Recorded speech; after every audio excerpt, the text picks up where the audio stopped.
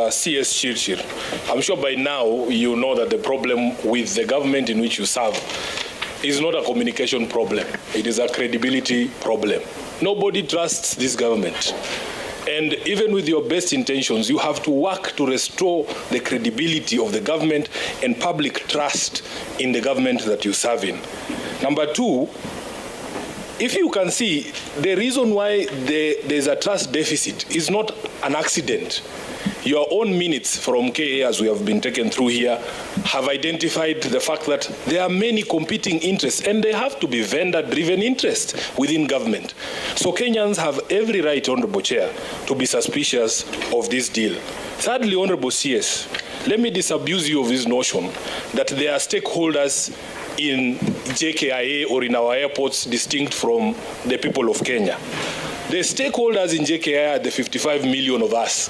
You cannot have a small meeting somewhere in a corner, then claim that you have had conversations with stakeholders. Stakeholders in this particular case are the 55 million Kenyans. And the fact that there was a lack of disclosure, and I think the committee will be making a recommendation that we make an amendment to the law on PPP. Immediately somebody arrives at your office, Honorable CS, with a so-called privately initiated proposal. Within 48 hours, you must disclose that that email has come to your email account. Otherwise, you are not going to be able to move forward with this. There are serious integrity concerns with the company itself, and of course, with the government that is proposing to go ahead with this particular project. Honorable CS, you know what happened to the finance bill. You know the sort of furor that it brought about. I can compare the objections to the Adani deal to that where we were with the finance bill. At this particular moment in time, even with your best efforts, and I know you are a very, what is the word? Yes, you are somebody who puts in effort. But I can assure you, CS, it doesn't matter how you explain this deal, the people's mind is made up on Adani. Please, abandon this deal. We will lose nothing.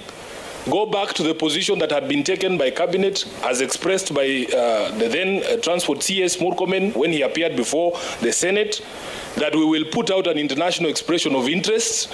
Let this process be above board. In the development and upgrade of JKIA, this PIP model is not going to be available for the government of Kenya. Put it out there in the public. Let people apply. Let the process be open. Let everybody see what proposals are coming from where. I do not agree that they are not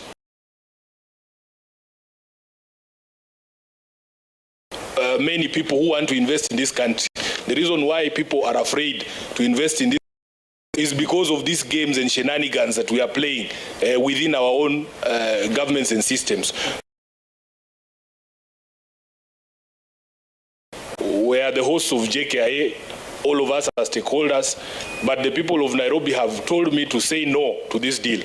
Therefore, I want to urge you very strongly, cancel this thing. You will not, even with your best efforts, be able to convince anyone in Kenya today that this is a deal that is above board. Let us go back to public procurement when it comes to this particular deal. I thank you, Honorable Chair. Thank you very much, Senator Sifuna. Senator Ledamo. Thank you, Mr. Chairman. My friend, C.S. Davis Chirchir, you should be in the front line rejecting this deal, even if it has some deal makers over a barrel, being forced to do things whether they like it or not. We live in Kenya, and Kenya is a country where people are given incentives to be able to champion certain things which even if they know they are not good. And that's what I mean being over a barrel. We have screwed up our constitution. We have messed up our legislations.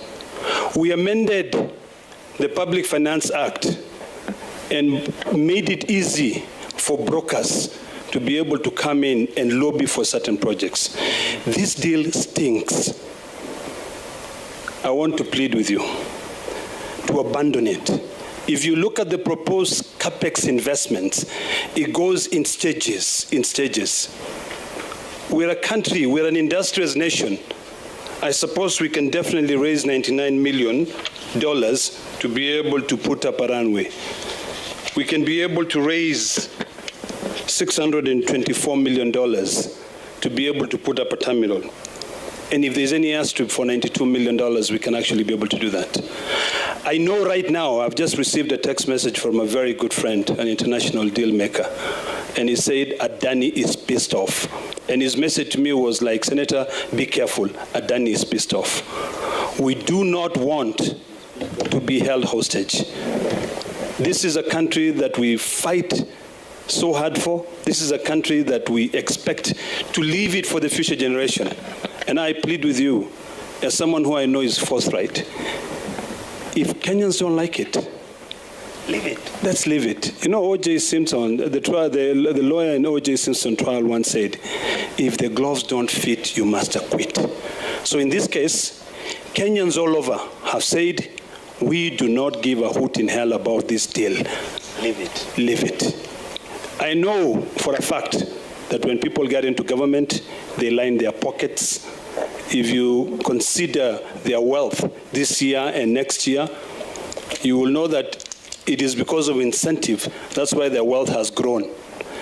This is a country that has got all instruments, and it's got all the apparatus to be able to carry out that serious due diligence. The Gen Zs have sent a very strong message. We don't want June 25th to be able to revisit us again. We have to learn, and that is the reason why, even if I'm not a member of this committee, I was in this committee today, because this deal stinks like hell. So I request you to abandon it. Let us go gradually, slowly by slowly. If once we do, analysis, and we look at our hierarchy of needs, we see that what we really require right now is what do you call it? Not an airport, but a runway. I'm pretty sure,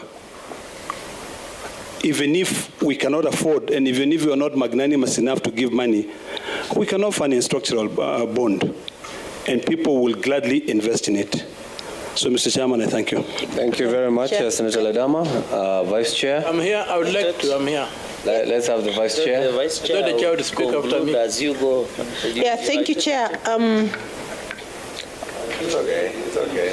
It's okay. It's fine. It's okay. It's okay. Thank you, Chair. Chair, let me say, just like the rest of my colleagues, that the verdict of Kenyans on the Adani deal is that there is no deal and there should be no deal. And we are privileged to be here, Mr. CS, to deliver the message to you according to the wishes of Kenyans. It will be incumbent upon you to either respond in the affirmative or otherwise, but choices have consequences. Thank you. Senator Omtata.